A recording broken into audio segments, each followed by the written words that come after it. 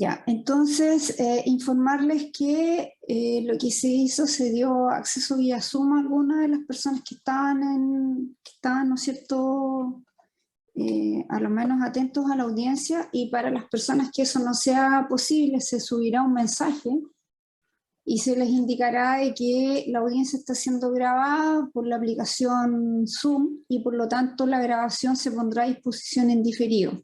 Ese es el mensaje que se va a dar, de manera que se tenga claro, ¿no es cierto?, en el externo, que la audiencia continúa, pero con una grabación que va a ser puesta a disposición en diferido. Bien, entonces habíamos hecho, ¿no es cierto?, el receso, habiendo terminado la evaluación, en este caso del relator señor Álvaro Funes, y nos corresponde iniciar los alegatos en el orden respectivo. En primer lugar, le corresponde presentar, ¿no es cierto?, sus argumentos al abogado señor Juan Loncón.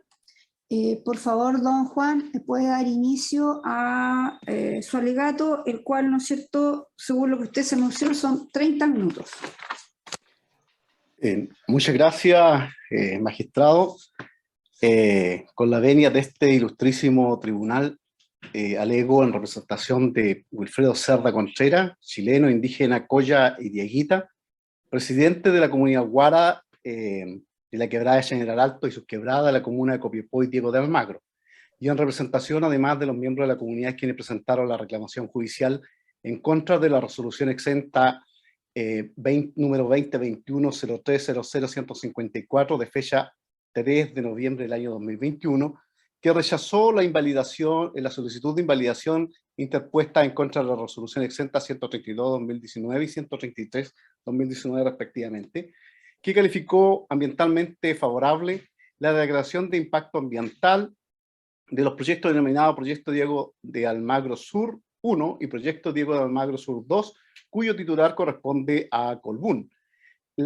Solicitando su señoría desde ya a este ilustrísimo tribunal que se ordene acoger la solicitud de invalidación por ser dicho acto contrario a derecho, al haber sido dictada transgrediendo las disposiciones que rigen el procedimiento administrativo de evaluación ambiental y los derechos de los pueblos indígenas reconocidos y garantizados en el convenio 169 de la OIT sobre pueblos indígenas y tribales de países independientes de la Organización Internacional del Trabajo. Centraré, su señoría, este alegato en 4 puntos fundamentales. Primero que todo, la presencia de la comunidad en el área de influencia del proyecto y, en consecuencia, su calidad de sujeto activo para accionar. Segundo, la violación a las normas constitucionales y legales en la adopción de la resolución ambiental. Tercero, la violación al convenio 169 y finalmente me referiré brevemente sobre la invalidación. Para comenzar, su señoría, la comunidad indígena Guara de la quebrada General Alto y sus quebradas es una comunidad ancestral del pueblo Coya. El pueblo Coya está reconocido en la ley 19253 del año 1993, y todos sus miembros de esta comunidad cuentan con certificado de calidad indígena extendido por la Corporación Nacional de Indígenas CONADI y que fueron acompañadas en el expediente electrónico. Como comunidad se rigen por el derecho propio o ancestral del pueblo Coya, consecuencialmente son titulares del derecho, de los derechos colectivos reconocidos en el convenio 169 de la OIT y también de las declaraciones de derechos pueblos indígenas tanto de ONU como de la OEA, que establecen estándares más actualizados respecto a los derechos indígenas. Conforme al artículo primero, número 2 del convenio 169, la conciencia de la identidad indígena o tribal deberá considerarse un criterio fundamental para determinar a los grupos a los que se le aplica la disposición del convenio. Pero tal autoidentificación debe ir acompañada además del reconocimiento de los demás miembros de esos pueblos, y para ello la comunidad Guara acompañó también al expediente electrónico las cartas de reconocimiento como parte del pueblo Coya, dos comunidades también ancestrales, la comunidad Tata Inti y la comunidad Guara, la comunidad Guaira, perdón, Manta Tuxi, que la reconocen como parte del pueblo Coya y como comunidades ancestrales o que son comunidades iguales. La comunidad proviene de un tronco ancestral. ¿Qué significa esto? Que viene de un tronco familiar. ¿Ya? No es que hayan tenido un dominio territorial en común, sino provienen de un tronco familiar ancestral. Durante su existencia como comunidad ancestral han usado y ocupado tradicionalmente la quebrada de Chañaral Alto y sus quebradas de lo que hoy corresponde a la comuna de Diego de Almagro, Copiapó y Diego de Almagro, razón por la cual se definen pertenecientes a ambas comunas. Hay que hacer hincapié, su señoría, de que las comunidades indígenas territorialmente no están definidas por la actual división administrativa del país. Hay comunidades que sobrepasan las comunas, sus territorios son mucho más allá de una comuna determinada.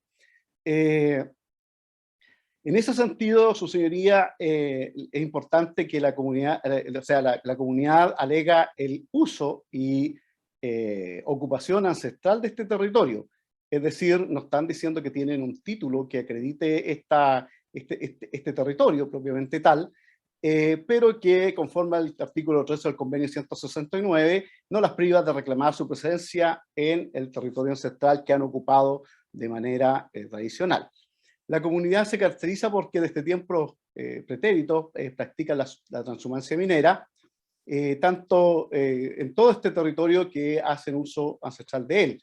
Esto lo hace distinta a las comunidades collas de transhumancia ganadera. Incluso ese mismo hecho de que sean comunidades transhumancias mineras, sus territorios y sus sitios de carácter religioso o cultural son distintos. Las comunidades collas ganaderas, por ejemplo, van por los lados de bofedales, van por el lado de majadas y van buscando para el pastoreo de esos animales, a diferencia de la comunidad transhumante minera que recorre la alta cordillera precisamente en busca de mineral y no están relacionadas directamente con aquellos terrenos que comúnmente utilizan las comunidades ganaderas. De ahí, precisamente, es la situación en que ocurre que comunidades colla dicen, mire, nosotros no reconocemos que estas comunidades tengan injerencia en los territorios de transhumancia ganadera. Obviamente que es así, son territorios completamente distintos. La actividad de transhumancia minera hoy día, prácticamente por toda la situación de privatización de la gran minería y de la minería en general, ha dificultado precisamente esta práctica a estas comunidades y hoy día se dedican más que todo a recorrer el territorio en busca de hierbas medicinales y también de cuarzo, pero no cualquier cuarzo, sino porque perfectamente podrían sacarlo desde las minas, sino más bien aquel que está diseminado en el desierto, en la cual, conforme a la cosmovisión indígena, estos cuarzos adquieren la energía del sol y de la luna y además de la energía de la tierra y los conecta con sus ancestros de ese modo. Por lo tanto, la comunidad hoy día lo que hace es recorrer estos territorios buscando, recolectando estos cuarzos que lo utilizan como elementos de medicina tradicional. Un porcentaje importante, y esto es muy relevante, magistrado, en términos de que un porcentaje importante de la comunidad hoy día viven en el ámbito urbano de la región de Atacama, siendo la ciudad de Copiapó el lugar principal de habitación y que se ha producido por la natural migración rural-urbana, pero esto no impide ni merma su identidad indígena, ni su memoria colectiva, ni el uso del territorio, que como ya decíamos, son en sus actividades transhumantes, y que hoy día, no obstante estar en la ciudad, adoptan esta transhumancia a su nueva realidad, que a ellos les toca vivir en la ciudad, y durante los fines de semana suben a la cordillera a realizar sus festejos y otras actividades de tipo cultural, o en fechas importantes como el 24 de junio, que se celebra el Año Nuevo Indígena a nivel del país, también suben hacia la cordillera para hacer sus ceremonias espirituales. Los antecedentes antropológicos en detalle y uso y valoración de los recursos naturales, las prácticas de la comunidad, la estructura organizacional, la apropiación del medio ambiente, esto se puede ver con mayor detalle y también lo juntamos dentro de la carpeta de electrónica en el informe de caracterización antropológica de la comunidad Guara de Chañaral Alto y sus quebradas, elaborados por profesionales antropólogos de la empresa ENAPAC. En el marco de la evaluación ambiental de su proyecto realizaron este estudio y posteriormente el informe, y que se encuentra acompañado también en el expediente electrónico.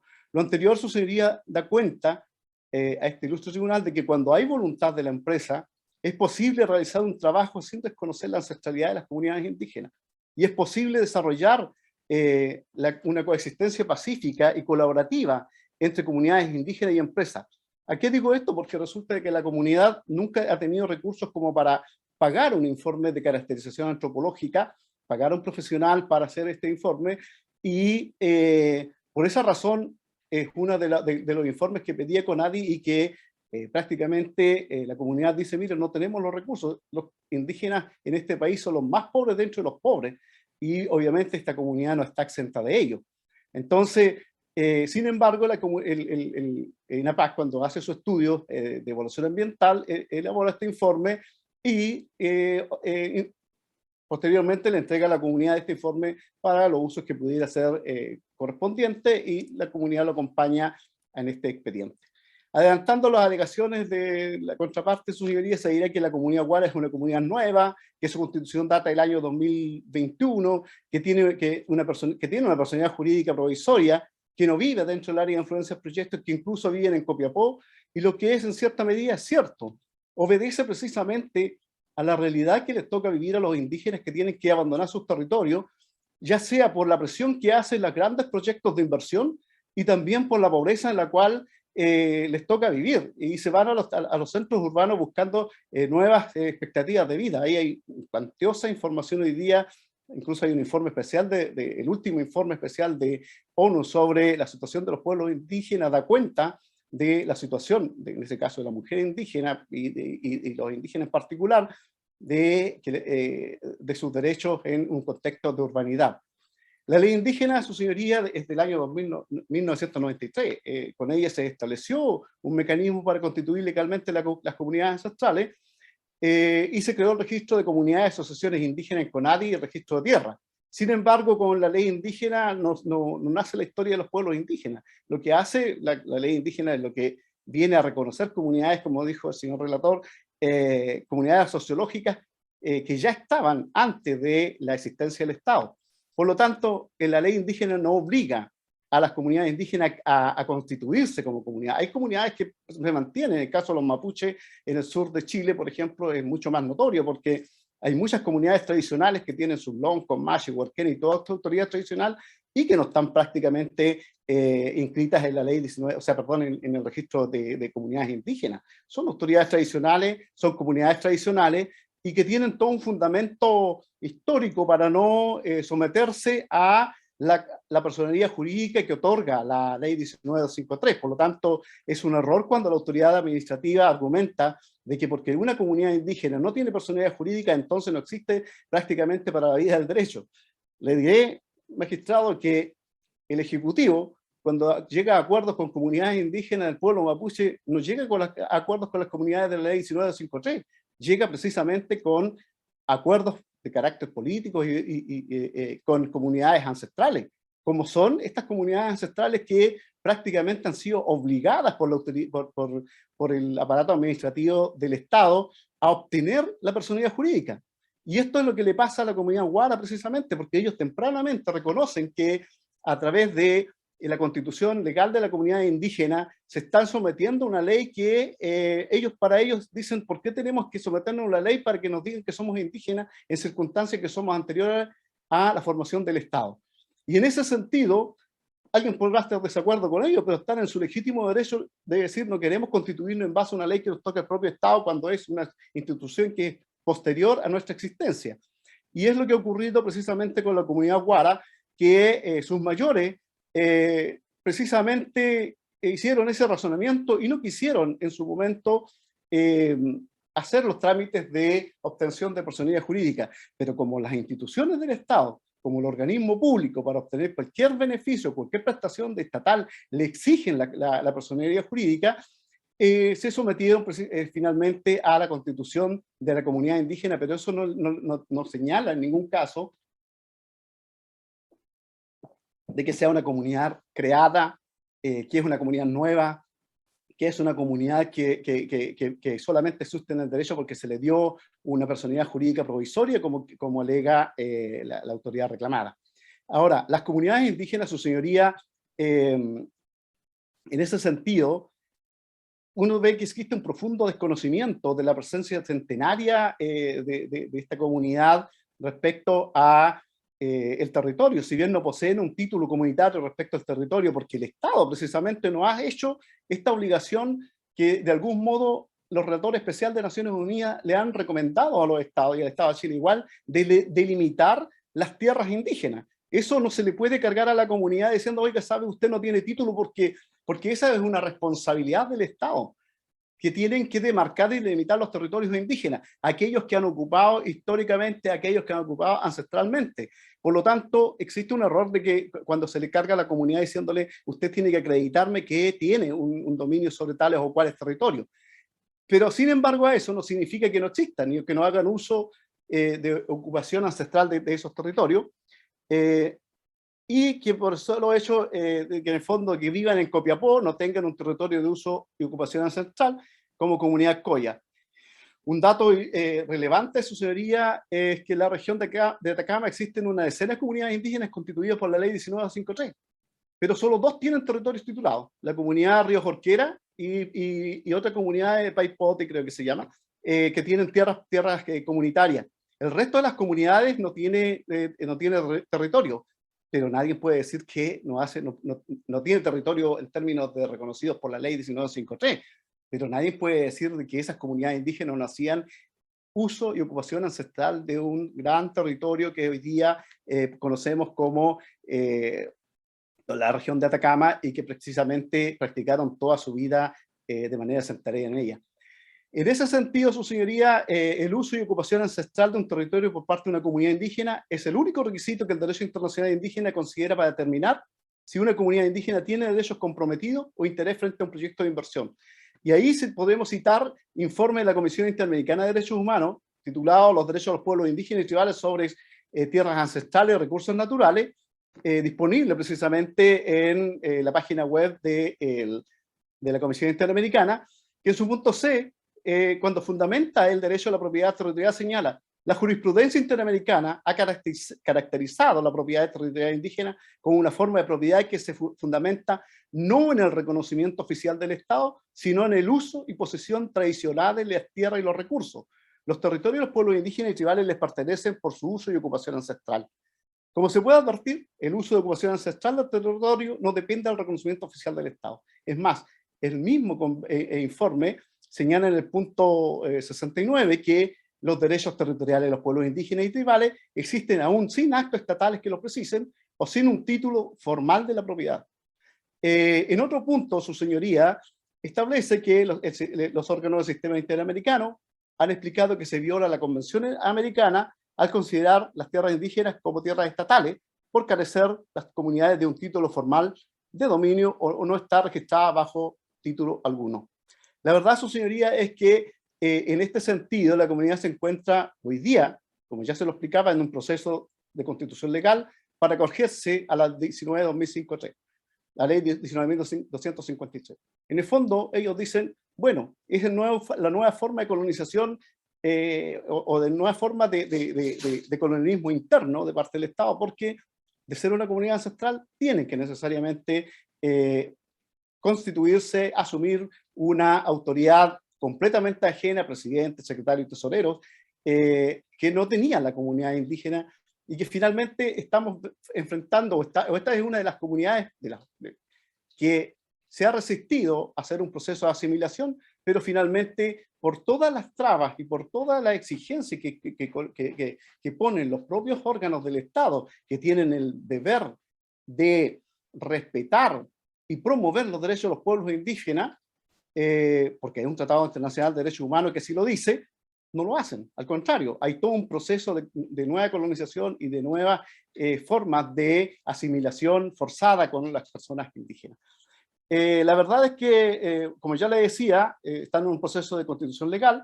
Sin embargo, todos sus miembros cuentan oficialmente con la calidad indígena otorgada por CONADI, y por lo tanto son un grupo humano de pueblos indígenas para todos los efectos de un proceso de evaluación ambiental. Y en ese sentido es oportuno tener presente la definición contenida en la letra H del artículo 2 del Decreto Supremo número 40, Reglamento del Sistema de Evaluación Ambiental, que señala que pueblos indígenas, para estos reglamentos se considera pueblo indígena aquellos que define el artículo 1 de letra B del convenio 169, reconocido en el artículo 1, inciso 2 de la ley 1953. Dice que se entenderá como un individuo que tiene calidad indígena cuando cuando cumpla lo establecido en el artículo 2 de la ley 1953, y a su vez se considera que los individuos señalados en el inciso anterior podrán constituir grupos humanos en los términos del artículo 7 del presente reglamento, independientemente de sus formas de constitución o de organización. Despejado lo anterior, su señoría, es que estamos ante un grupo humano de pueblos indígenas y que por lo tanto se le debe aplicar todos los derechos y atribuciones que tiene en su calidad de pueblo indígena. Despejado lo anterior, señalaré que la resolución de autoridad, o sea, de la autoridad reclamada, viola las normas del derecho constitucional o de la Constitución. Vulneración a las normas constitucionales. La RCA 132 y 133 del año 2021, la autoridad ambiental ha incurrido en vicios de forma y de fondo en la sustanciación del procedimiento de evaluación ambiental, vulnerando las disposiciones constitucionales y el convenio 169 de la OIT, que protege los derechos específicos de los pueblos indígenas, desconociendo los límites materiales a los que está sujeto el ejercicio de la competencia de todos los órganos del Estado. Las facultades que detentan los órganos del Estado están reconocidas en función directa de la finalidad de servicio público. Y sus límites son formales y materiales muy claros, como es el caso de los derechos humanos garantizados por la Constitución de la República y los tratados internacionales que se ratificados por Chile y que se encuentran vigentes.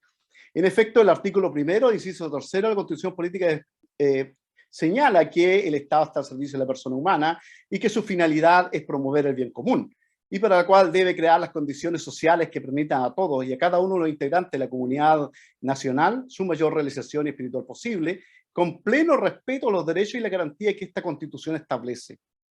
A su vez, el artículo 5, inciso 2 de la Constitución señala que el ejercicio de la soberanía reconoce como limitación el respeto de los derechos esenciales que emanan de la naturaleza humana.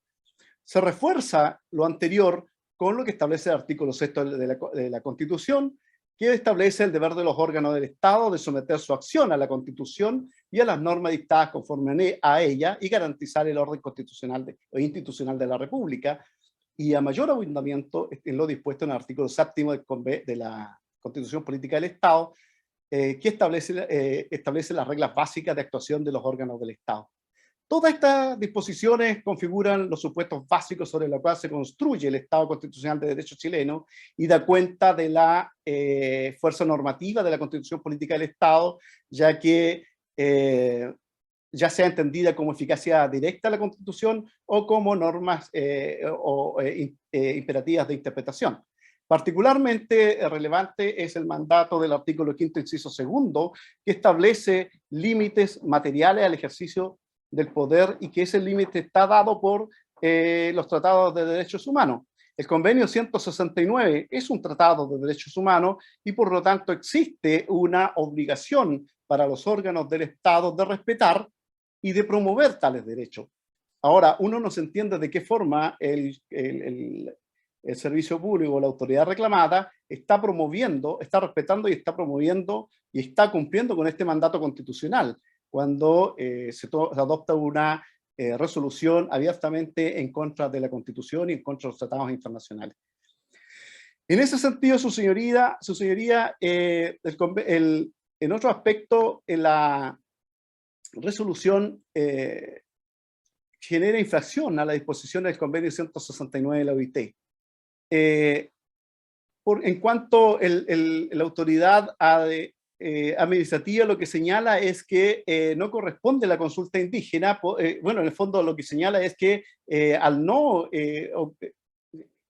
existir o no los presupuestos del artículo 11 y sus numerales, entonces no existe una afectación de tal magnitud que pudiera generar una consulta indígena, sin advertir que el convenio 169 es un tratado de derechos humanos de carácter general que no requiere, en este caso, no establece, por ejemplo, aquellos requisitos que establece el decreto 66 del Ministerio de Desarrollo Social, en la cual solamente procedería consulta indígena cuando existen impactos significativos respecto de los pueblos indígenas. La autoridad ambiental ignora que un tratado de derechos humanos es de aplicación obligatoria para los órganos del Estado, que tiene la obligación de respetar y promover y que pone un límite a la soberanía del Estado, y en ese aspecto un procedimiento de consulta indígena es aplicable cuando existe susceptibilidad de afectación directa.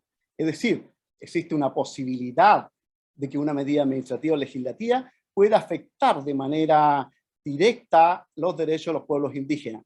En este caso, su señoría, no corresponde a los pueblos indígenas comprobar que existe una susceptibilidad de afectación directa, sino el peso de la prueba, en este caso, le cae al órgano público, que si adopta una medida administrativa o legislativa y que si instruye o sale al menos se presenta la duda de que pudiera afectar los derechos de los pueblos indígenas, entonces debiera hacerse los procesos de consulta. De lo contrario, una decisión distinta sería en contra de un tratado internacional que está actualmente vigente y eventualmente podría acarrear la responsabilidad internacional al efecto. Entendemos entonces que la procedencia, el estándar que procede favorece necesariamente a los pueblos indígenas sin que sea admisible que se requieran certeras acreditaciones al respecto. En ese sentido es que en esta obligación que pesa sobre el Estado, no podría a la comunidad cargársele el peso de la prueba para demostrar de que se dan algunos de los presupuestos de la ley 19 de 2007, del artículo 11 de la ley 19.300. Como señalamos en la solicitud de invalidación, reiteramos este recurso, en esta alegación, los estándares internacionales exigen jurídicamente que los estados efectúen la consulta previa, libre e informada a los pueblos indígenas antes de la ejecución de proyectos de inversión susceptibles de generar impacto en el territorio, los derechos, los intereses de estos pueblos. Y posteriormente, su señoría, voy a referirme, ya me he referido a los 3 puntos respecto a la regulación general del régimen de invalidación en el derecho chileno. Respecto del procedimiento de invalidación y los plazos para ejercer la acción que contempla el artículo 53 de la ley 19.880, en relación al artículo 17, número 8 de la ley 20.600, la autoridad administrativa ha establecido que el plazo para ejercer la invalidación administrativa que proceda a esta reclamación se regula obligatoriamente por la ley base de procedimientos administrativos, y en consecuencia es de 2 años contados desde la notificación del acto administrativo que se impugna. Ahí tenemos resolución exenta 112 del 26 de septiembre del año 2019, la INCOEVA de Atacama, la resolución 33-2020, en el considerando 27 también de COEVA Atacama, y ratificada la resolución exenta también de la 2020-01-01-13 del año 2020 de COEVA de Atacama. Lo anterior está conteste con lo pronunciado por los Tribunales Superiores de Justicia y también por el Segundo Tribunal Ambiental de Santiago. No me voy a extender respecto de la jurisprudencia que existe de los tribunales ambientales, su señoría, respecto a este punto, puesto que es un criterio que se ha mantenido y que finalmente se estableció como una forma de no tener no establecer un criterio arbitrario para los terceros absolutos, porque todos sabemos que los procedimientos ambientales son complejos y finalmente un tercero absoluto que no ha participado de todo el procedimiento de evaluación ambiental, no se le podría dar un plazo de 30 días para tomar conocimiento de todo ese procedimiento y a la vez formular una invalidación o reclamación respectiva. En ese sentido, lo que busca esta jurisprudencia es la igualdad ante la ley e igualdad en el acceso a la justicia, que todos los ciudadanos puedan tener esta posibilidad de concurrir a los tribunales correspondientes para hacer valer sus derechos en relación a aquellos puntos que considera que se le están vulnerando. Por lo tanto, su señoría, dicho todo lo anterior, esta parte viene a solicitar a vuestro tribunal que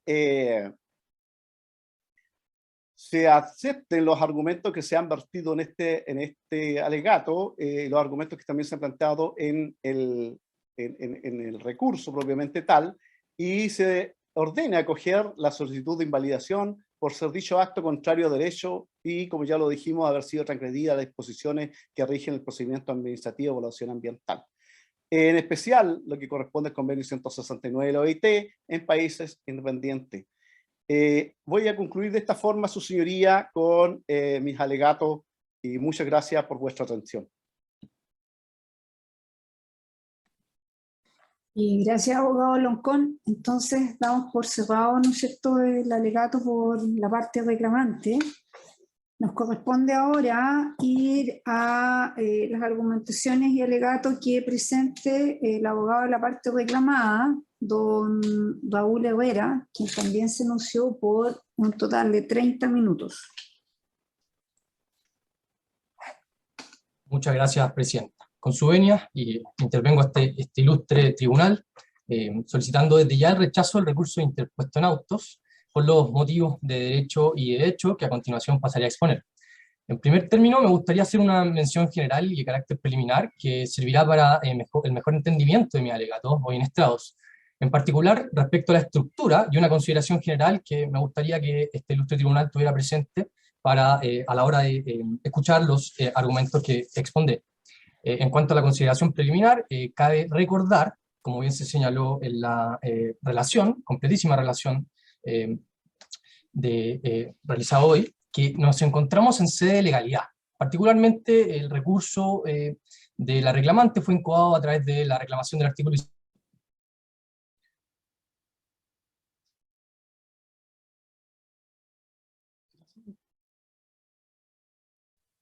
El abogado Herrera a lo menos quedó, ¿cómo se llama?, por un momento congelado de tener un problema de conexión, ¿sí? Esperemos por favor que vuelva y de lo contrario tendríamos que ver opciones para la continuidad de la audiencia. Es probable que yo creo que se va a desconectar y se va a volver a conectar, eso es lo que va a hacer, precisamente. Disculpe, Presidenta, tuve un problema de conexión.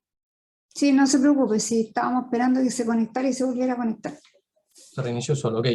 Reinicio el tiempo, si le parece, Presidenta. Reiniciamos entonces 11:20, vamos a tomar el inicio de su alegato. Perfecto, muchas gracias. Continúo entonces con la estructura del alegato. En particular, me haré cargo de dos cuestiones de carácter formal, como se ha adelantado en la relación, y asimismo expondré a continuación los argumentos de fondo, que son en los que me interesa profundizar.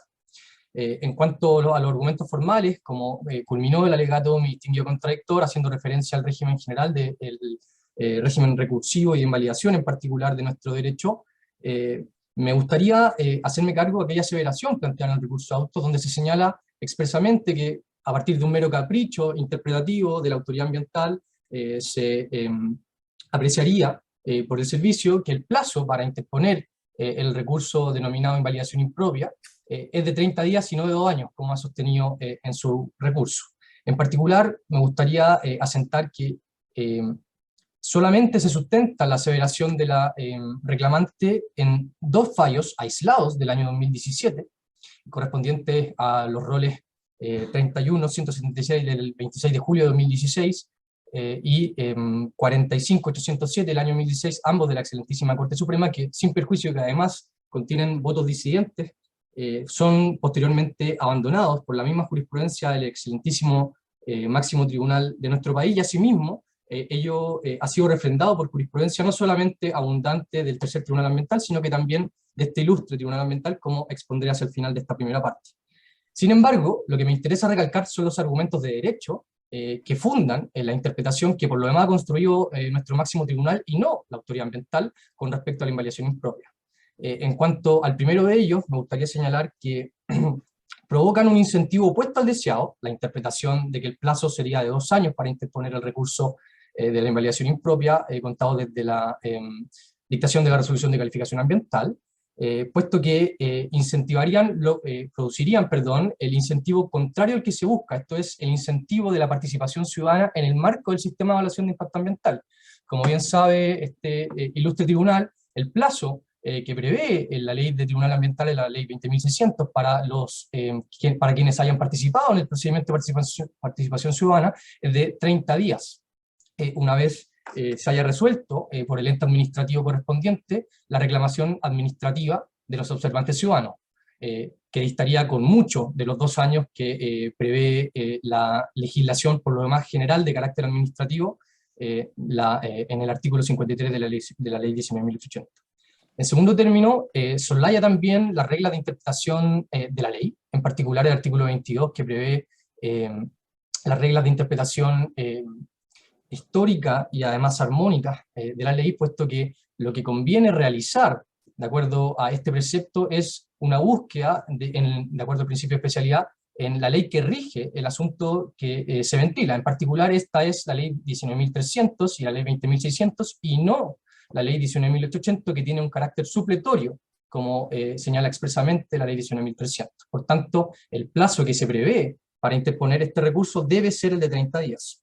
Como adelanté, la excelentísima Corte Suprema ha abandonado el criterio jurisprudencial sostenido con fecha 6 y 26 de julio del año 2017, puesto que a partir de esa fecha, sostenidamente ha sostenido hasta el año 2021, que el plazo para interponer el mentado recurso es de 30 días, reconociendo además la naturaleza de reclamos de ilegalidad, y en caso alguno, en la naturaleza administrativa de este, como aisladamente lo ha realizado el segundo Tribunal Ambiental, por lo demás.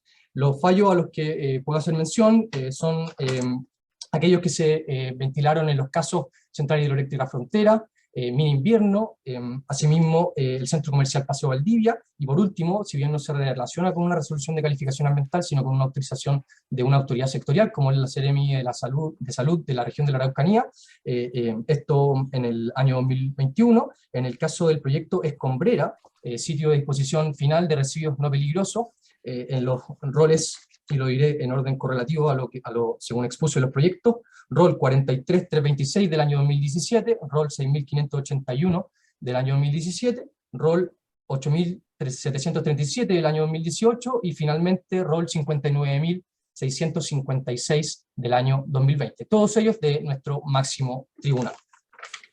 Como también adelanté, este ilustre tribunal ambiental ha señalado en una sentencia de 5 de octubre del año 2020, recaía en los autos rol 33 del año 2019, atingente al proyecto de infraestructura complementaria, lo siguiente, y con su venia, señora presidenta, me permito una breve cita al considerando 16º de aquel fallo, donde se señala que en el caso que la invalidación sea presentada por un tercero ajeno al procedimiento que dio lugar a una RCA, precisamente el caso en que nos encontramos en la especie, el plazo para presentar su solicitud se encuentra afecto a las limitaciones que prevé el inciso final del artículo del numeral octavo del artículo 17 número 8 de la ley 20.600. En el caso de autos, continúa, las reclamantes solo pudieron haber solicitado la invalidación dentro del plazo que el legislador prevé para deducir los recursos procedentes. Esto es 30 días. Cierre comillas. En tal sentido, reafirmo que no consiste en la interpretación del plazo de 30 días que sostiene este servicio en un mero capricho, sino que, al contrario, se sustenta en lo que ha construido más recientemente nuestro máximo tribunal, este ilustre tribunal, y 9 fallos del tercer tribunal ambiental que son citados por lo demás a FOCA 130 y 131 del informe que evacuó en autos este servicio.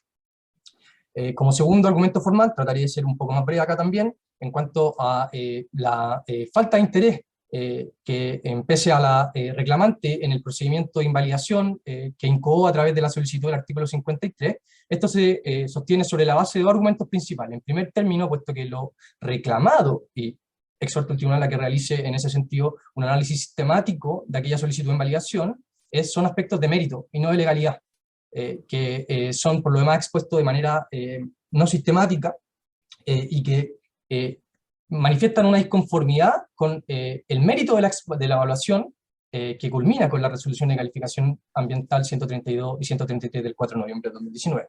En segundo término, y en lo que más me interesa enfatizar, dice relación con que no concurren los presupuestos del artículo 21 de la ley 19.880, que precisamente regula el concepto de interesado en nuestro derecho administrativo, y asimismo el estándar que sobre él ha construido tanto la doctrina, que este mismo ilustre tribunal ha citado, como señalaré más adelante, y asimismo el máximo tribunal de nuestro país con respecto a dicha calidad.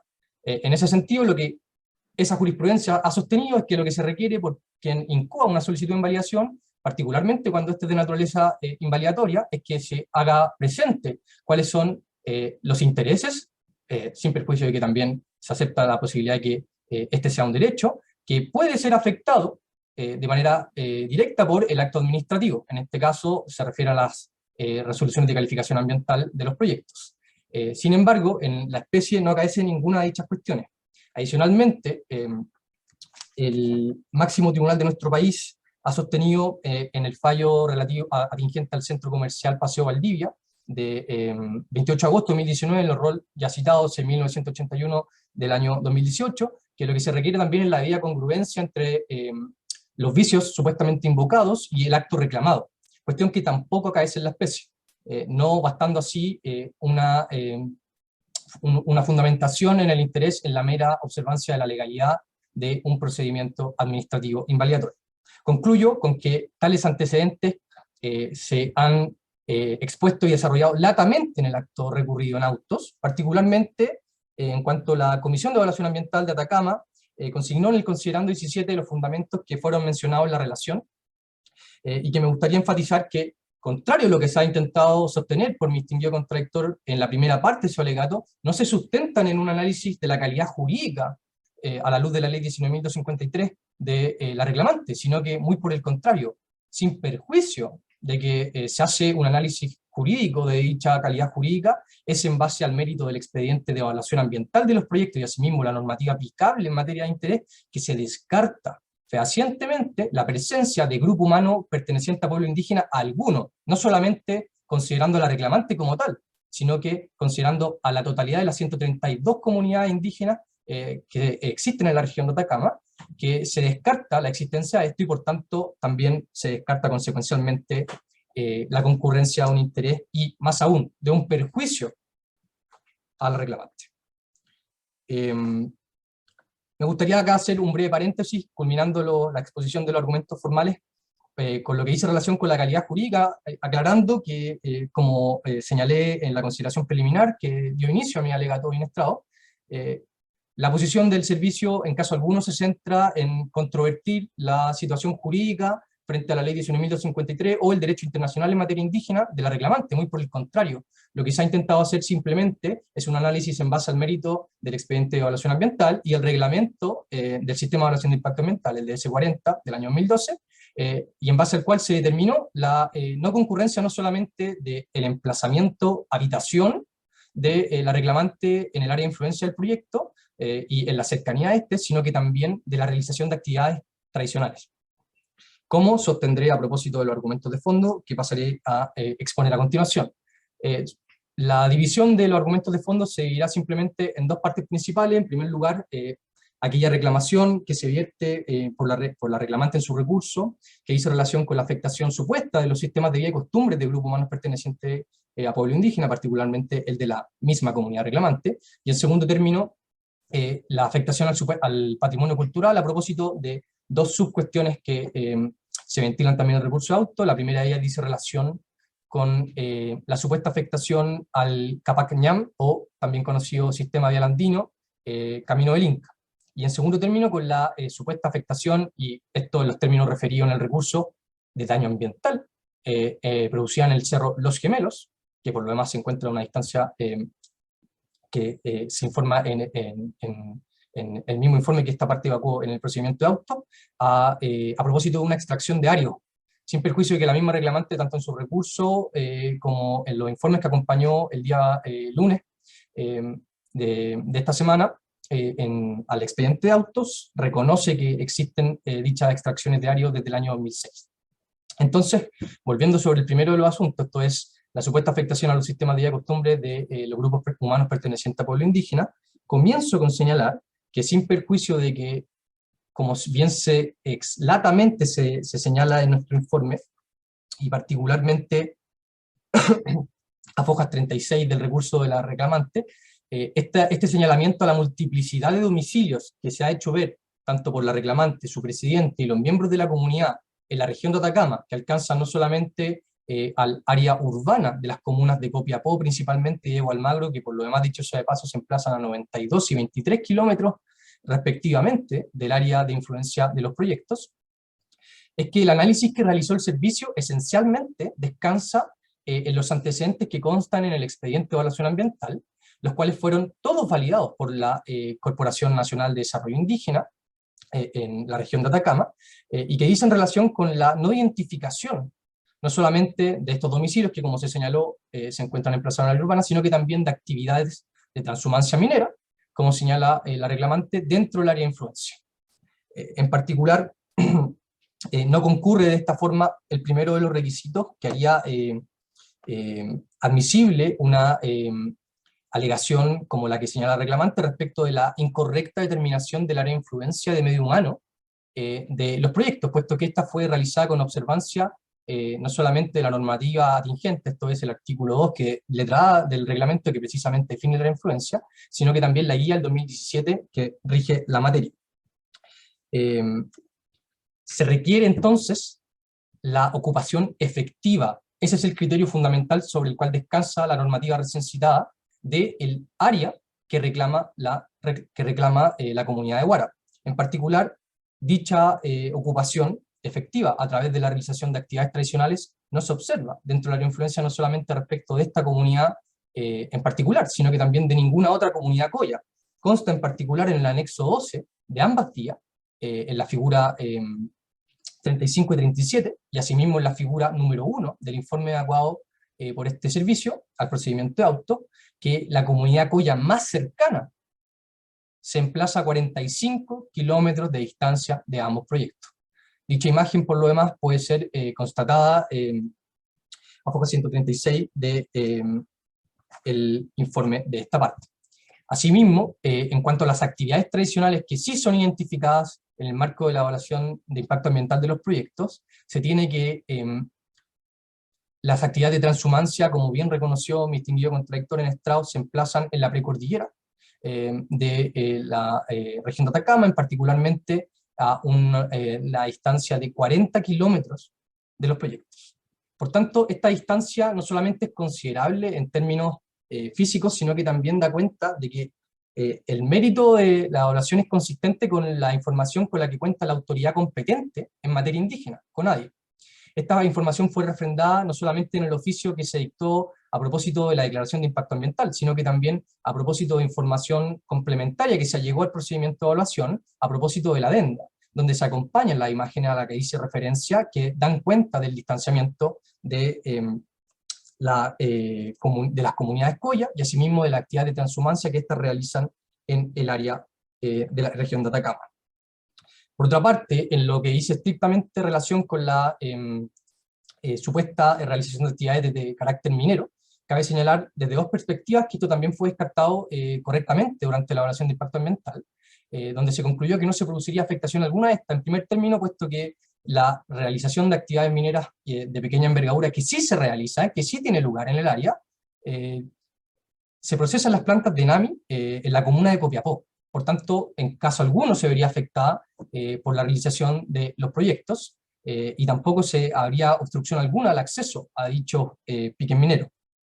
Adicionalmente, concurre nuevamente el argumento de que la realización de la actividad de transhumancia y las actividades collas realizadas en la zona son principalmente de criancería, en los sectores de las quebradas de Agua Dulce, Montandón y El Jardín, distantes con mucho del área de influencia de los proyectos. A través del ordinario 647 y 648, en la evaluación ambiental de ambos proyectos, CONADI no solamente ratifica y valida la información presentada en el expediente de evaluación ambiental, sino que también concluye que no se prevén impactos significativos en materia del literal C del artículo 11 de la ley 19.300, esto es sobre los sistemas de vida y costumbres del grupo humano.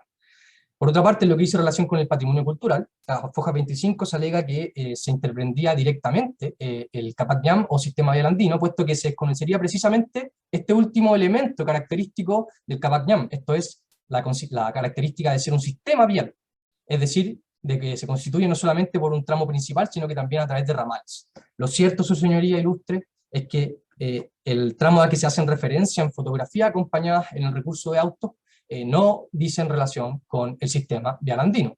Esto fue corroborado no solamente por la autoridad patrimonial, esto es el Consejo de Monumentos Nacionales, sino que también dentro de la evaluación de impacto ambiental se pudo corroborar que la distancia al tramo a que se hace referencia en el recurso de autos es de 11,2 kilómetros a partir del área de influencia de los proyectos, que por lo demás considera no solamente las partes, obras y o acciones completas de ambos proyectos, sino que también un área buffer de 200 metros. Por lo demás, dicha información fue nuevamente tenida a la vista a través de un informe arqueológico que acompañó el titular en sede de impugnación administrativa ante la Comisión de Evaluación Ambiental de Atacama, quien tuvo a la vista un nuevo informe realizado a través de revisión bibliográfica, una realización de un análisis espacial y asimismo la realización de una visita en terreno. En ella se constató, a través del contraste de archivos KMZ que tenía disponible el expediente de postulación del Capac Ñam a la UNESCO como Patrimonio de la Humanidad, elaborado por el Consejo de Monumentos Nacionales, contrastado con la georreferenciación de los proyectos, donde se corroboró que el distanciamiento es superior a 10 kilómetros de los proyectos. Por tanto, no es tal la afirmación deducida en el recurso de autos.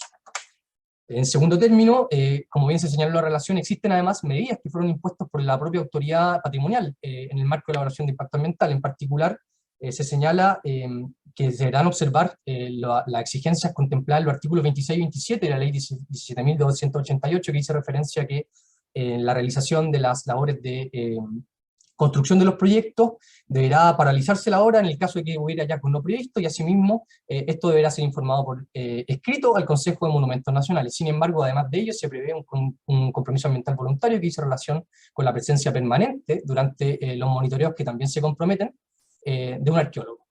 En ese sentido, concluyo lo relativo a esta alegación, señalando que carece de total mérito y concurre un nuevo motivo de fondo por el cual debe desestimarse la reclamación de auto. Por último, en lo relativo a la referencia al supuesto daño ambiental que habría provocado el proyecto y el titular en particular, al realizar extracción de áridos desde el año 2016 y nuevamente en el periodo del año 2020-2021 en el Cerro Los Gemelos, donde me gustaría precisar dos cuestiones, una de carácter formal, puesto que si bien uno pudiese obviar la nomenclatura utilizada en el recurso de auto relativa al daño ambiental, nuevamente cabe simplemente acá recordar que nos encontramos en sede de control de legalidad y que cualquier acción ulterior que quisiera realizar en el contexto de la búsqueda de la reparación del daño debe hacerse en el contexto del título tercero de la ley 19.300, esto es, a través de las acciones de reparación de daño ambiental que prevé nuestra legislación, en concordancia con el artículo 17 número 2 de la ley 20.600 que crea los tribunales ambientales. En segundo término, y en cuanto al fondo de esta reclamación, dos cuestiones nuevamente. La primera de ellas que dice relación con que la realización de las extracciones de áridos no fue realizada por el titular, puesto que en cuanto a lo que empieza esta parte, en cuanto a autoridad ambiental, es llegar a la convicción, a propósito del mérito de la expediente de evaluación ambiental de ambos proyectos, de que la realización comprometida en la RCA de la extracción de áridos sea realizada por terceros autorizados. Esto consta no solamente en la RCA, en el considerando 8.2 de esta, sino que también en la adenda complementaria, donde en las tablas 32 de ambos proyectos se señala precisamente como compromiso ambiental voluntario que en general la provisión de insumos básicos para las faenas de construcción será proveída por tercero autorizado, y asimismo en el informe consolidado de evaluación de ambos proyectos, donde se señala expresamente en los capítulos 4 y 6.2 de ambos informes consolidados, que la realización de la provisión de áridos, que es necesaria en una cantidad de 8.500 metros cúbicos para las faenas de construcción, no solamente de las plantas fotovoltaicas, sino que también de la línea de transmisión que se prevé para los proyectos, va a ser suministrada por terceros autorizados. En ese sentido, es el alcance de la alegación y el alcance que empece a esta autoridad ambiental desde la perspectiva del control de la legalidad del acto recurrido. Culmino así entonces el descarte, señalando que el descarte de la concurrencia de impactos significativos contemplados en los literales C y F, relativos a los sistemas de vida y costumbres de grupos humanos y asimismo del patrimonio cultural de los grupos humanos y grupos humanos pertenecientes a pueblos indígenas, fue correctamente realizado en el marco de la evaluación ambiental de ambos proyectos y revisado también concorde a la normativa vigente y conforme a derecho en el acto recurrido. En cuanto a los dos últimos argumentos relativos a la improcedencia de la realización de las reuniones previas con grupos humanos pertenecientes a pueblos indígenas, que prevé el artículo 86, y asimismo la improcedencia de la realización de un proceso de consulta previa con pueblos indígenas, que prevé no solamente el convenio 169 de la Organización Internacional del Trabajo, sino que asimismo el artículo 85 del Reglamento del Sistema de Evaluación de Impacto Ambiental, corresponde señalar lo siguiente. Como acabo de señalar que no concurre ninguno de los supuestos de impacto significativo, lo que cabe en el análisis de los presupuestos del artículo 86 es analizarlo a través no solamente del marco normativo, es decir, la concurrencia de las tres hipótesis bien conocidas por este ilustre tribunal, a saber, la existencia de tierras indígenas, de áreas de desarrollo indígena, o de que las cercanías de los proyectos se emplacen grupos humanos pertenecientes a pueblos indígenas, sino que también contrastarlos con lo que ha sido la jurisprudencia de este ilustre tribunal. Me permito citar en ese sentido los roles R38 del año 2020 y R39 del año 2020 atingentes a los proyectos Prospecciones Mineras Caspiche y asimismo continuación operacional de Cerro Colorado. El estándar que prevé este ilustre tribunal dice relación con que por lo demás, esto también se me estaba quedando en el tintero, esto ha sido con posterioridad a la fecha en que se dictaron dichos fallos, ratificado por el servicio en el instructivo dictado en julio del año pasado, relativo al artículo 86 y su aplicación, donde se señala que la interpretación que se va a realizar de cercanías a grupos humanos debe ser que estos habiten en ella. Aún yendo más allá del criterio que el mismo servicio prevé, cabe señalar que en la especie, a partir de la caracterización de medio humano acompañada en el anexo 12 de ambas vías, y asimismo en el descarte de impactos sobre medio humano realizado en el capítulo 4 de ambas vías, no fue posible identificar no solamente la habitación de grupos humanos pertenecientes a pueblo indígena y la reclamante misma dentro del área de influencia de los proyectos o en la cercanía de este, sino que de grupo humano perteneciente a pueblo indígena alguno dentro del área de influencia de medio humano de los proyectos, ni en las cercanías de este. Como señalé, y me permito recordarle a este ilustre tribunal, la comunidad Diego de Almagro, que es la comunidad coya más cercana al proyecto, se emplaza a más de 45 kilómetros de distancia. Y en cuanto a las actividades, las de transhumancia, de criancería, características de las comunidades coya, a más de 40 kilómetros.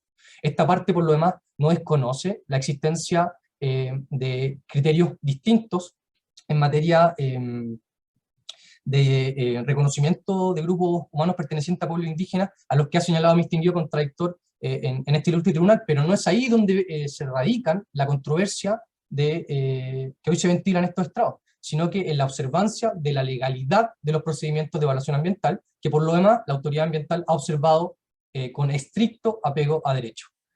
Por lo demás, CONADI validó durante la evaluación ambiental que el proyecto no se emplaza en tierras indígenas ni en áreas de desarrollo indígena, porque simplemente en el área en que se emplazan los proyectos, que alcanzan a 160 hectáreas para cada uno de ellos, no existe ninguna de ellas, de acuerdo a las fuentes oficiales que CONADI hizo ver y aparejó dentro del expediente de evaluación ambiental.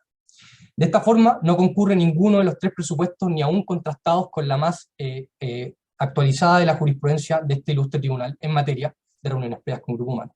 Culmino con lo relativo al procedimiento de consulta con los pueblos indígenas, que si bien acá no hay un desconocimiento de la normativa de derecho internacional, como se ha hecho ver por mi distinguido contradictor, puesto que bien se conoce dichas fuentes que se han citado, sino que lo que se hace es seguir los estándares que este mismo ilustre tribunal, la excelentísima Corte Suprema, y además la Comisión de Expertos en la aplicación de convenios y recomendaciones, ha señalado debe realizarse de los famosos artículos 6 número 2 y siguientes del mentado convenio 169. En particular, lo que se ha señalado en esas tres instancias que acabo de hacer referencia, es que en nuestro ordenamiento jurídico, y así están autorizados los países suscriptores del tratado del convenio 169, la particularización de la aplicación de las normas contenidas en este son potestad de los estados, de su derecho interno. En ese sentido, el ordenamiento jurídico interno regula un modo específico en donde tiene lugar el proceso de consulta indígena, particularmente en el marco del sistema de evaluación de impacto ambiental. En ese sentido, el instructivo del año 2016 lo reconoce, a propósito de cómo se regula en el reglamento en su artículo 85, como un procedimiento de carácter excepcional, en tanto siempre va a ser incidental a la existencia de un estudio de impacto ambiental que se evalúa en el marco del CIA, y asimismo, en la medida en que procedan las hipótesis de susceptibilidad de afectación directa, las cuales no son definidas por el convenio 169. Entonces, lo que conviene realizar es la interpretación conforme al ordenamiento interno, como bien recomienda la Comisión de Expertos en la aplicación de los convenios y recomendaciones. En ese sentido, la realización del análisis que realiza la potestad que le cabe a la autoridad ambiental es precisamente la de realizar el descarte de la concurrencia de la hipótesis normativa de susceptibilidad de afectación directa, que son precisamente la concurrencia de las circunstancias consideradas o contempladas en los numerales 7, 8 y 10 del reglamento del sistema de impacto ambiental, de evaluación de impacto ambiental, atingentes a la concurrencia de impacto significativo en materia de medio humano, en materia de patrimonio cultural, y asimismo en la afectación de áreas protegidas, relacionado obviamente en este caso con la existencia de pueblos protegidos. Bajo ese estándar es que se realiza la revisión por esta autoridad ambiental de la concurrencia de las hipótesis que acabo de enumerar, y se llega a la conclusión de que se ha acreditado suficientemente, a propósito del mérito de la evaluación de impacto ambiental, que no concurre ninguna de ellas. Simplemente ese es el motivo, y no otro, de la no apertura de un proceso de consulta pueblo indígena. Por lo demás, dos consideraciones particulares en cuanto al estándar jurisprudencial. La primera de ellas es que, aún en abstracto, analizando lo que señala el instructivo, debe considerarse que no basta el mero emplazamiento de un grupo humano perteneciente a pueblos indígenas para la apertura, sino que se requiere de la susceptibilidad de afectación directa. Entonces, tras un análisis que realiza de los mismos fallos que acabo de citar, atingente a los proyectos Caspiche y Continuidad Operacional Cerro Colorado, se identificaron por este letrado 9 criterios de susceptibilidad de afectación directa. Me permito enumerarlos brevemente, su señoría ilustre. Interacción sobre áreas de desarrollo indígena, tierra indígena, uso de caminos vehiculares, sobre exposición con rutas de transhumancia, intervención sobre recursos naturales utilizados como sustento económico, a propósito de material particulado sedimentable sobre cultivos, alteración sobre la calidad de suelo y aire, alteración de actividades agropecuarias de grupos humanos pertenecientes a pueblos indígenas. Contrastados tales criterios, su señoría ilustre, y voy culminando mis alegatos con esto, en la especie, en relación a los proyectos Diego Almagro 1 y 2, que solamente constan de dos centrales de generación de energía fotovoltaica, no se puede observar, a propósito del mérito de la evaluación de impacto ambiental, la concurrencia de ninguno de las 9 hipótesis que acabo de citar, simplemente por una razón que sustenta las demás, puesto que no existen grupos humanos pertenecientes a pueblos indígenas, no solamente desde la perspectiva de su emplazamiento, sino que también desde la perspectiva de la realización de actividades tradicionales. Por tanto, y en mérito de lo alegado, solicito que se rechace el recurso de auto, y asimismo, con eso concluyo simplemente, ninguna mención a las costas en ese sentido. Muchas gracias, señora presidenta, ilustre tribunal, distinguidos colegas. Gracias, don Raúl. Entonces, finalizado, ¿no es cierto?, el alegato y la exposición del abogado Raúl Herrera, corresponde a el abogado del tercero coadyuvante, el señor Matías Montoya, también anunciado por 30 minutos. Señor Montoya. Muy buenos días a todos los integrantes del Tribunal aún. Buenos días, sí. Bueno, doy inicio a mi alegato en calidad de tercero coadyuvante en representación de la empresa Colbún, titular de los proyectos Diego Almagro Sur 1 y Diego Almagro Sur 2, ya aprobado ambientalmente hace bastante años atrás ya. Y para efecto de mi alegato voy a hacer algunas reflexiones generales y posteriormente voy a ir entrando en los temas de fondo, justificando y acreditando cada uno de nuestros argumentos, ¿ya? Desde una perspectiva general, primero hay que señalar que es evidente que estamos frente a proyectos de evaluación ambiental que se iniciaron a principios del año 2016, ¿ya? Son proyectos de evaluación ambiental que se fueron desarrollando en 2016, 2017, 2018 y que culminaron en el año 2019, ¿ya? Son procesos de evaluación ambiental que se desarrollaron con un estándar de cumplimiento total de la normativa ambiental e internacional. Son procedimientos de evaluación ambiental que analizaron todos los aspectos y descartaron la afectación del artículo 11 de la ley 18.300. En el tema en cuestión que nos convoca también se desacreditó cualquier afectación del grupo humano indígena. Voy a ir desarrollándolo después y ya lo ha dicho también muy bien el Servicio de Evaluación Ambiental. El tema es que nos parece bastante curioso, por decirlo menos, curioso, que después de casi 5 años ya de que se inició la evaluación ambiental, desde que se elaboraron estas declaraciones de impacto ambiental, casi 5 años, y más de 2 años desde que se dictó las RCA, se venga ahora a plantear un recurso de reclamación con relatos bastante genéricos, lo voy a ir justificando, bastante genérico, para poder acreditar por lo menos, por lo básico, la existencia de una comunidad a la fecha de que se evaluó el proyecto. No existe ningún antecedente serio para poder acreditar esa condición. Podemos discutir ahora que están intentando, a través de, voy a justificarlo después, están haciendo ciertas acciones, actividades de intentar constituirse como comunidad, pero a la fecha del proyecto no existe nada. Y eso lo voy a ir justificando, ¿ya? Acá lo único que se ha intentado es un relato genérico de ser una comunidad de transhumancia minera, y se han acompañado algunas fotografías, que es lo único concreto que se acompañó, que están totalmente despejadas, y lo voy a justificar, para armar una situación de una supuesta afectación de un proyecto que fue hablado hace más de 6 años. ¿Ya? Voy a ir punto a punto, lo voy a justificar. A modo general, nomás solamente decir que estamos frente a proyectos de generación de energía solar. Son 2 proyectos que en su conjunto generan aproximadamente más de 250 megas. Son proyectos que permiten diversificar para bien la materia energética. Son proyectos que evitan la generación de más de 325.000 toneladas de CO2. Son proyectos que dan energía a más de 80.000 hogares. Son proyectos que van en la línea de lo que el país está buscando en temas de energía. Ahora bien, para efectos de ordenar mi alegato, y ir ya desarrollando los temas de fondo y entrar derecho al tema, voy a dividirlo en 3-4 puntos, ¿ya? Primero me voy a referir a todos los antecedentes que hemos entregado sobre la inexistencia de esta comunidad a la fecha, desde ya, como piso de evaluación ambiental del proyecto. Podemos obtenerlo hasta el día de hoy, pero como piso y como base de la evaluación ambiental del proyecto. Posteriormente me voy a referir a despejar cada una de las imputaciones objetivas contenidas en la solicitud judicial a través de la fotografía de potenciales afectaciones inexistentes de ciertos lugares. Después me voy a referir brevemente a la evaluación ambiental y terminaré con argumentos de foro. A diferencia de los reclamantes, esta parte, durante toda la etapa administrativa y judicial, efectivamente ha tenido que trabajar en el sentido de poder, como base, teniendo toda la información de la evaluación ambiental y robusteciendo para efectos de ser bastante concreto en que esta es una reclamación absolutamente instrumental y desconectada totalmente con los proyectos de representada. Desconectada totalmente. Lo voy diciendo, ¿ya? Es una reclamación forzada y desconectada. ¿Por qué? Primero, desde el punto de vista de esta supuesta comunidad transhumante con apellido minera.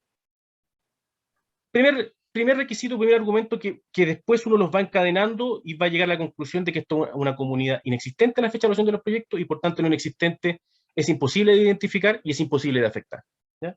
Primero, desde el punto de vista de los procedimientos que el Estado de Chile entrega a las comunidades para obtener su certificado de constitución definitiva y ser reconocidos como tal, no obstante, los reclamantes le bajan bastante el perfil a esto. Desde el punto de vista objetivo, ellos han intentado desde hace un año atrás, desde el año 2021, iniciar un procedimiento de reconocimiento, pero que no ha llegado a buen puerto, ¿no? Desde ya la CONADI objetó la constitución de esta comunidad por temas de fondo, no de forma, por temas de fondo, y voy a destacarlo, y ellos recientemente están intentando nuevamente este año de constituirse formalmente ante la CONADI. Si bien le bajan el perfil al tema, obviamente ellos sí están intentando hacerlo, es por algo. Ahora, si nosotros vamos a los argumentos de fondo de por qué la CONADI objetó esto, uno lee el informe de caducidad final y luego textual, solamente para ejemplificar, en relación a las quebradas de lugares donde ocupan. Dice la CONADI: esta corporación no mantiene antecedentes de que estos espacios territoriales sean ocupados por integrantes de su comunidad, antes o durante este procedimiento de constitución. No se logran incorporar elementos más precisos y contundentes que evidencien una relación material e inmaterial de sus socios con la amplitud territorial que señalan. Agregan: no se acompañan antecedentes que logren evidenciar la preexistencia de ocupación ancestral de carácter colectivo en la extensión territorial. Es decir, la CONADI, cuestionando aspectos de fondo de la Constitución, objeta la presentación hecha por esta comunidad, no cumple los requisitos. Esto fue incluso visto por la Corte de Apelaciones de Copiapó, un recurso de protección que presentaron que le fue mal, y que después la Corte Suprema ratificó el actuar de la CONADI, ¿no? Entonces, desde el punto de vista del primer elemento, los procedimientos que el Estado tiene hacia ellos no han tenido un estándar hasta el día de hoy. Y también vuelvo al tema cronológico. ¿Cuándo se inició este trámite? Recién el año pasado. Más de 5 o 6 años de la evaluación ambiental de nuestro proyecto. Llama la atención que al parecer en este año ellos empezaron a tener un rol activo, pero jamás se habían visto en el sector. Ahora, si me voy al sistema de evaluación de impacto ambiental, ¿qué hizo esta parte? Se preguntó, bueno, ¿dónde podemos encontrar antecedentes de esta comunidad? Hagamos un barrido de todos los proyectos que se han evaluado en el CIA desde el 2014 a la fecha. Más de 27 proyectos que fueron complementados con un informe técnico, de la consulta ambiental para efectos de también ver si había proyectos evaluados en la zona donde había participado alguno de estos integrantes de esta comunidad, como comunidad o de los reclamantes. Bueno, la conclusión está en nuestro informe y en el informe técnico, es absoluta. No existe ningún antecedente. Desde el 2014 a la fecha, desde el punto de vista del instrumento de gestión que ellos mismos utilizan, no aparecen, son inexistentes. Frente a esto, bueno, la pregunta que se hace y el trabajo que mi representada tuvo que hacer es, bueno, ¿dónde encontramos algo de esta comunidad? ¿Dónde podemos entender o leer algo de esta comunidad? Bueno, logramos ver que esta comunidad, solamente este año y el año pasado, logramos ver dos ventanas donde uno puede leer algo de lo que ellos plantean. Uno es los recursos de reclamación judicial administrativa que están planteando ahora en esta fecha, es como que se activaron ahora para efectos de plantear su posición no acreditada, por una parte, y un proceso de evaluación en curso que ellos mismos citan y que nos dio gusto verlo el día lunes en la presentación del escrito porque ratifica un poco el análisis que hicimos de que es el proyecto en APAC, donde ellos entregan entrevistas y es la primera vez que empiezan a hablar de su situación. ¿Ya? Bueno, si nosotros revisamos toda esta información, y lo voy a ir diciendo, hay muchas contradicciones, hay mucha información general que se contradice con lo que están planteando y sobre todo con la desconexión, o sea, reafirma la desconexión que tienen con nuestros proyectos. Hay que entender que acá nuestra parte, no lo dije al principio, pero ha entregado en el expediente tanto administrativo como judicial 2 informes arqueológicos, 2 informes antropológicos y un informe legal para reafirmar todo lo que la evaluación ambiental ya dijo. Entonces, si nosotros vemos ahora lo que han dicho en procedimientos administrativos paralelos, ya sea de reclamación o de evaluación ambiental, de este año y el año pasado, no estoy hablando ni siquiera hace 5 años atrás, porque ahí no hay nada. Primero, vámonos al proyecto sondaje Phoenix Gold, que fue un reclamo que se presentó acá. Si vemos las distancias en línea recta de ese proyecto, estamos hablando más de 90 kilómetros del proyecto que me representaba. Vámonos al proyecto Enel Green Power Chile. Más de 60 kilómetros en línea recta el proyecto que me presentaba. O sea, la misma información geográfica es contradictoria y disidente, y la verdad que pareciera que el territorio que ocupan es, además de amplio, súper indeterminado. Siguiendo con el tema de lo que han dicho en otros procedimientos, si nos vamos al procedimiento de evaluación de NAPAC, aquí hay un informe antropológico que presentamos que se trabajó y sustentó, y ahí es bueno que se lo analice por parte del tribunal, se analizó toda la información que entregaron ellos en NAPAC, y leyendo la misma información que ellos entregan, puede concluir los expertos antropólogos que el territorio ocupacional que ellos dicen en ese procedimiento se aleja por más de 30 kilómetros de nuestro proyecto, o sea, totalmente alejado de nuestro proyecto, no tienen relación, lo que ellos mismos dicen en ese procedimiento. ¿Ya? Lo concluye el informe antropológico. ¿Ya? Dice que la ocupación ancestral del territorio a que alude los grupos humanos indígenas, porque así lo plantean en la adenda de NAPAC, se concentra al este de los proyectos a distancia superior a 30 kilómetros. Por tanto, de la información que ellos mismos entregan ahora, hay inconsistencias tremendas con nuestro proyecto. ¿Ya? Entonces, primer argumento ante la CONADI, no lo han logrado materializar. Segundo, el punto de vista de información en el CIA no existe. Tercero, el punto de vista de lo que han dicho en otros procedimientos, también hay inconsistencia. Ahora bien, si nos vamos al concepto de transhumancia minera, ¿ya? Sin querer cuestionar el concepto y sin querer decir, sabe que este es un concepto que es válido para la discusión indígena en general como país, como comunidad, nosotros en el informe antropológico, ¿qué hicimos? Analizamos toda la información que se dijo respecto a este concepto en el proceso de NAPAC. ¿Ya? ¿Y qué conclusiones podemos sacar de ahí? Que es muy interesante porque es muy decidor. Primero, que el informe antropológico, ¿qué es lo que dice? Dice, primero, en relación a la transhumancia minera, es evidente que la transhumancia es parte de la actividad del pueblo Coya, siempre asociado al tema ganadero. Minero es algo especial, raro. Por tanto, tuvimos que leer lo que están planteando ahí y tratar de entenderlo. Ahora, ¿qué es lo que dicen? Primero dicen que la comunidad quiere volver a explotar las minas como siempre lo hizo y volver a ocupar de manera completa nuestro territorio ancestral. Lo que hay acá es un reconocimiento a una actividad que no se está realizando. Esto es un interés no concretado, lo dice el antropólogo. Aquí se está contando que ellos quieren desarrollar. Ellos no realizan la actividad ni ahora ni hace 5 años atrás. Tampoco lo han realizado. ¿Ya? Acá hay un interés no materializado. Ellos quieren, pero no lo están haciendo. Si nos vamos a los sectores de interés minero porque ahí mismo describen, la tónica es la misma. El lugar más cercano en temas de interés minero que analizan la antropóloga en el proceso de APAC que ellos mismos entregan, la Quebrada La Angostura, se ubica a más de 14 kilómetros del proyecto. No tiene ninguna relación, ¿ya? Ahora, si nos vamos específicamente al tema del cuarzo, que es lo que él mismo dice, entregan las zonas de cuarzo. La verdad que la tónica es la misma, porque la antropóloga saca de lo que se dice ahí que los sectores donde se puede desarrollar esta actividad de cuarzo, y cito los nombres porque están en el proceso de ANAPAC, como Carrera Pinto, Mina Dulcinea, Mina Chañarcito, entre otros, se encuentran a más de 40 kilómetros de distancia de nuestro proyecto. ¿Qué intervención, qué afectación puede tener para que ellos desarrollen la actividad? Ninguna. Además dice que la disponibilidad de cuarzo es alta. Por tanto, desde el punto de vista de la transhumancia minera, insisto, no hay ninguna conexión con nuestro proyecto. Sin querer cuestionar el concepto, creemos también que falta tesis de fondo para acreditarlo, pero no queremos entrar en eso. Total desconexión con el proyecto, ¿ya? En relación a este argumento de la transhumancia minera, también queremos plantear un tema formal, porque este tribunal sí conoce el argumento y sí lo ha desarrollado en jurisprudencia. Acá, el tema de la transhumancia minera nunca formó parte de la discusión administrativa. Es un tema que tuvimos que hacernos cargo ahora, porque lo conocimos recién en la reclamación judicial y tuvimos que trabajar para poder, en el corto plazo que tenemos para esta vista de la causa, trabajar, acompañar informes para poder desarrollar un concepto que era nuevo y que no está planteado en la etapa administrativa. Aquí claramente hay una infracción al principio de congruencia y desviación procesal.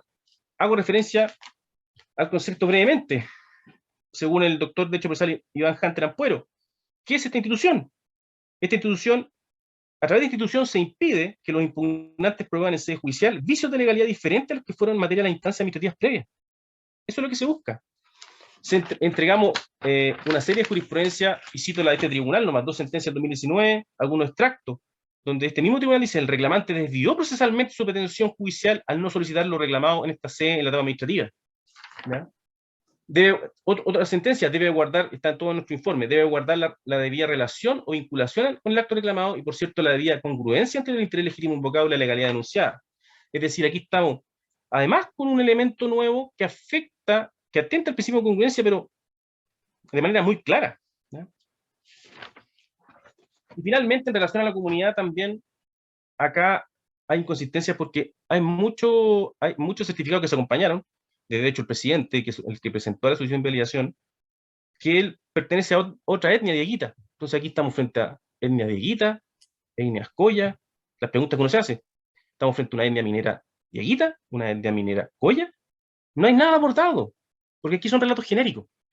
En definitiva, desde el punto de vista de la comunidad, tenemos una comunidad, y resumo este primer argumento en que no ha podido hasta el día de hoy, por aspectos de fondo, acreditar su condición ante el Estado de Chile, una comunidad inexistente para efectos del CIA, una comunidad que en procedimientos recientes está entregando información contradictoria, una comunidad donde la transhumancia minera, un análisis antropológico da cuenta que no hay conexión ninguna con nuestro proyecto.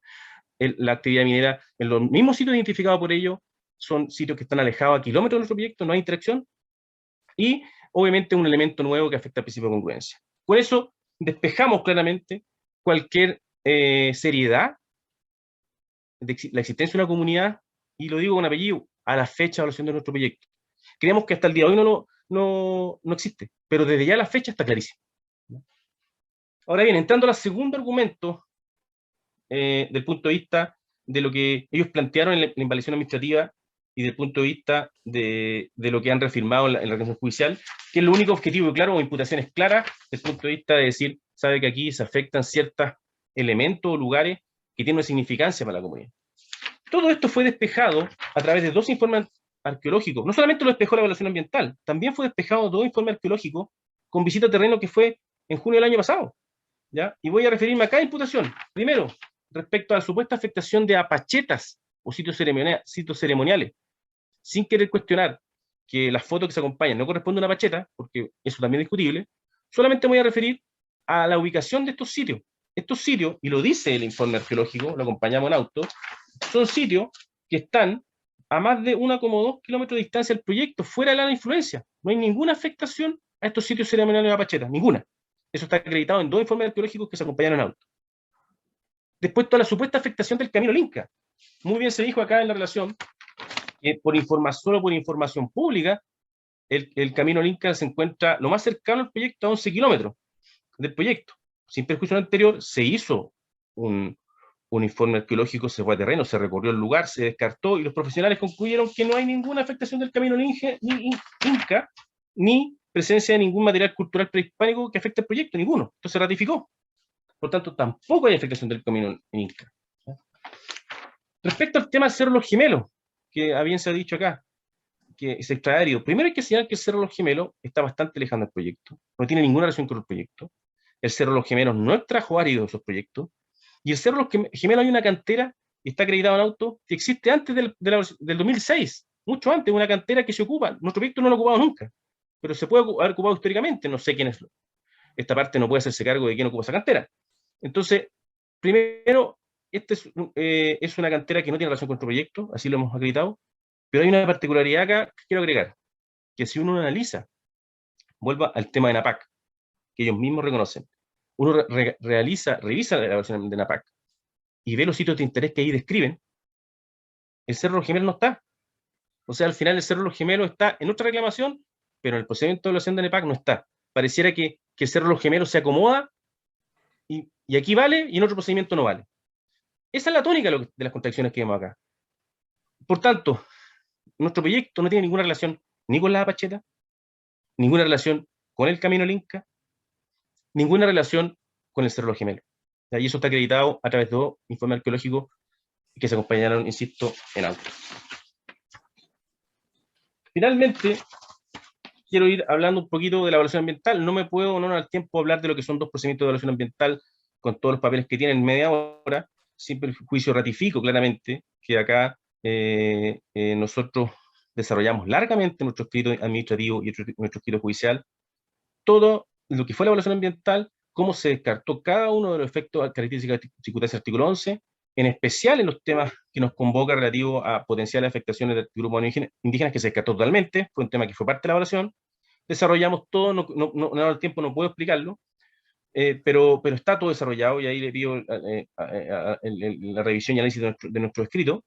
Pero acá sí me quiero hacer una especial referencia a la reunión del artículo 86, que si bien es una decisión del Servicio de Evaluación Ambiental realizarla, pero acá primero hay que decir que es evidente y lógico que esta reunión no se hicieron en relación a esta comunidad, porque esta comunidad, como lo he dicho, a la fecha de la evaluación ambiental del proyecto no existía, ¿ya? Pero si nos vamos a los requisitos, este artículo exige ciertos requisitos para que se realicen estas reuniones, que tampoco se dan. Nosotros acá acompañamos un informe legal de un experto indígena, Sebastián Donoso, que analizó el procedimiento y descartó descartó la configuración de cada uno de los requisitos desde el punto de vista del artículo 86 y también de la evaluación ambiental, para efectos de concluir, obviamente, que aquí no hay ningún tipo de afectación y no se justifica esta reunión. Primero, desde el punto de vista de que el proyecto son una declaración de impacto ambiental, sí. Segundo, desde el punto de vista del primer requisito, ¿que se emplace en tierra indígena? No, se descartó, ¿ya? ¿Que se emplace en área de desarrollo indígena? También se descartó. Ahora, ¿que se emplace en la cercanía de grupos pertenecientes a pueblos indígenas? ¿Qué es lo que dice el informe legal? Leo algunas conclusiones que son relevantes, después se pueden ser analizadas por el tribunal. Todos los antecedentes anteriores permiten concluir que la comunidad indígena reclamante no estaba organizada o constituida como grupo o indígena a la época de elaboración y evaluación ambiental de los proyectos, ¿ya? Lo mismo lo señala el informe al indicar que no concluirse que los proyectos no generan susceptibilidad de afectación directa a la comunidad indígena reclamante. ¿Cuáles son los criterios que desarrolla el informe? Después voy a mencionar algunos.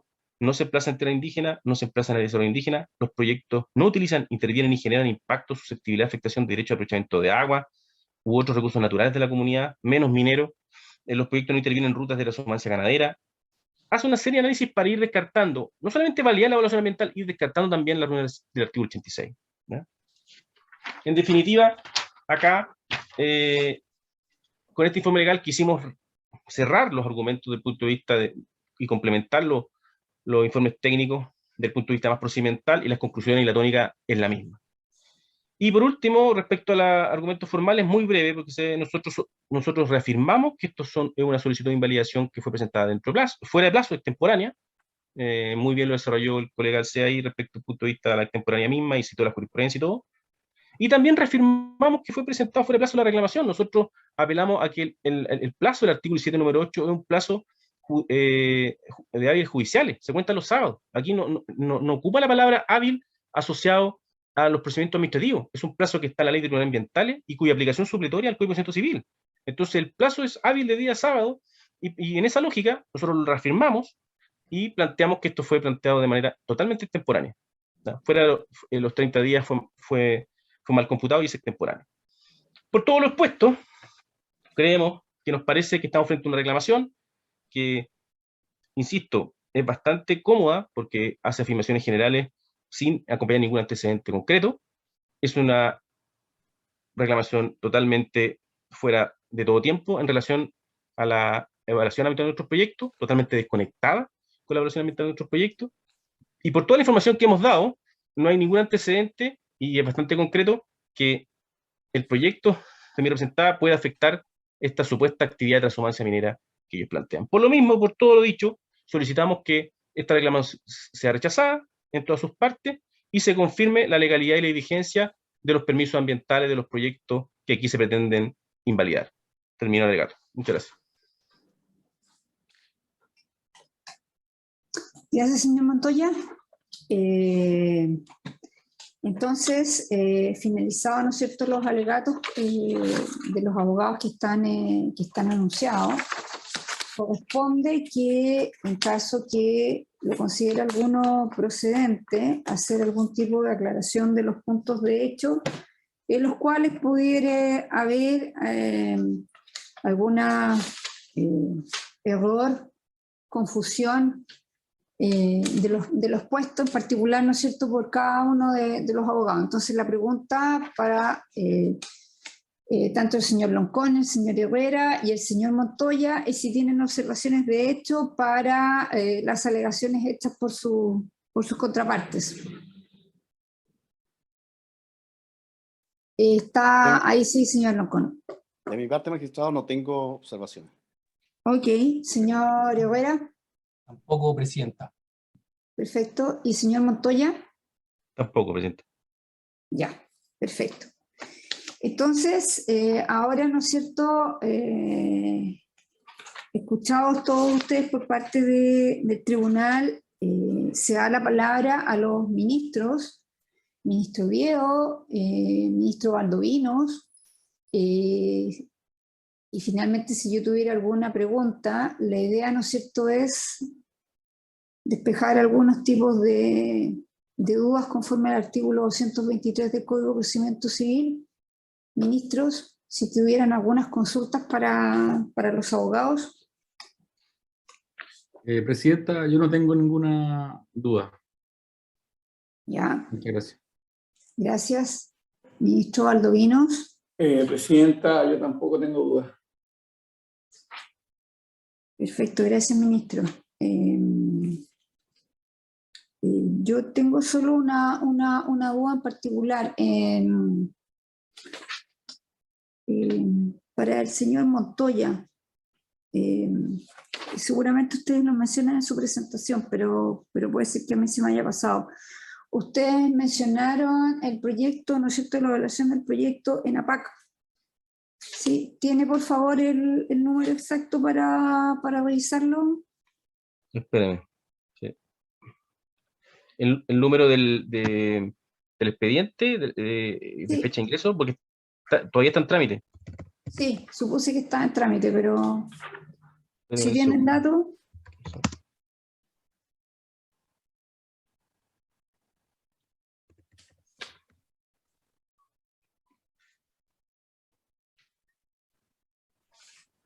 En APAC Distribución Norte está en calificación, estoy viendo la página del Servicio de Evaluación Ambiental acá, fecha de ingreso el 6/11/2020 y está todavía en curso.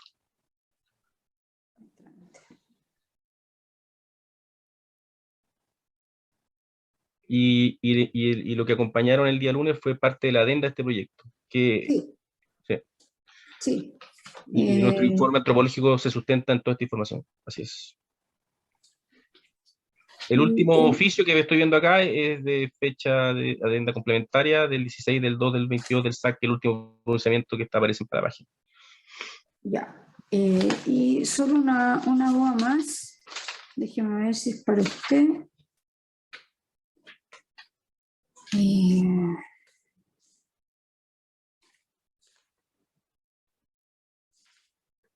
Es para el abogado Herrera. Abogado Herrera, usted señaló que, sí que está bien,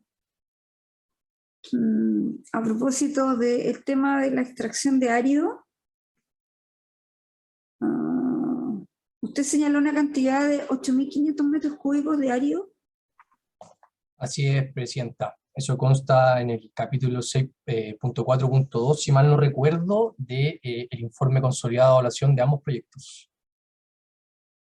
Y esa proyección de esos 8.500 metros cúbicos de árido está, ¿cómo se llama? ¿Hecha dentro de qué factor de tiempo? Me imagino que, como señalan, que la necesidad de extracción de árido se realiza para la construcción tanto de los proyectos fotovoltaicos como de la línea de transmisión a las faenas propias de la fase de construcción. Ya, señor Montoya, ¿usted me puede aclarar eso? La extracción de los 8.500 metros cúbicos de árido está proyectado para efectos de ir, como quien dice, caso a caso para la construcción, ¿o está proyectado para permanecer durante X cantidad de tiempo? No, eso está en el ICE y es parte de lo Sí. que es la construcción de los proyectos, ¿no? O sea, es el material que se ocupa en la construcción. Ahora, es un material que, lo mismo lo dice la evaluación ambiental, no se extrae del Cerro Los Gemelos ni de la cantera que se menciona, o sea, no tiene ninguna relación, pero efectivamente es parte del material constructivo que se ocupa en los proyectos. ¿Y de dónde se extraería específicamente? Sitio de empresas autorizadas, no tengo los nombres, ministra, en este minuto, pero empresas autorizadas. Perfecto. Seguimos con la mecánica de un tercero que extrae, ¿no es cierto?, el árido para, ¿cómo se llama?, para a través de un contrato o algo, facilitárselo a ustedes. O sea, en el fondo se contrata parte de la construcción de Claro. empresas que entregan árido en la zona, pero no tengo el detalle de qué empresas son. Presidenta, si me permite, brevemente, la referencia a las piezas del expediente específico donde constan las aseveraciones sobre que se provee por tercero autorizado, están en nuestro informe, y fueron también hechas. Ok. Esa era mi duda. Muchas gracias. Señor presidente, yo tengo el dato acá de la empresa que extrae árido. Ya, Es dígamelo, una información por que favor. solicitamos por transparencia, bienes nacionales, y es Ingeniería y Construcción José Alberto Fritis Carrizo, RUT 76.952.996-9, autorizado por resolución exenta número 29459 de fecha 12/7/21 con vigencia hasta el 1 de diciembre del año 2021. Esos son los antecedentes. Ya. Y lo Gracias, que abogado Montoya. Gracias. Entonces, Más fue el Lautaro. No, nada, es que fue el del Lautaro el que habló. No, tranquilo, sí, no hay problema. perdón, fue el abogado Lautaro, perdón, sí. Pero gracias entonces a los tres abogados por completar la información.